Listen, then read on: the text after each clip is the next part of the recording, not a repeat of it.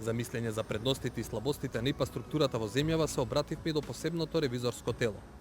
Нивните извештаи не се јавни, па главниот ревизор можеше да се задржи само на општи точки.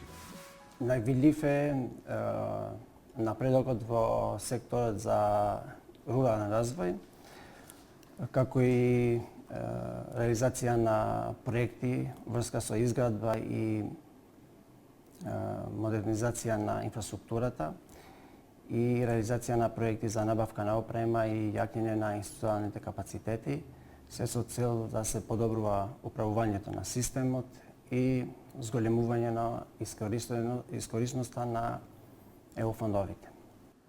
Научени се лекции на други полиња, кажа Милај Мабдореими. Не криеше дека има слабости, но и за нив говореше општо.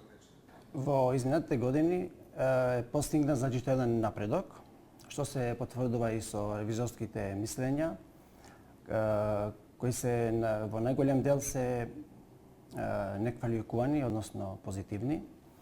Сепак ревизијата редовно укажува за потреба од дополнителни унапредувања на одредени процедури и институционални капацитети, земајќи у предвид сложеност и обемноста на системот за управување со европските средства.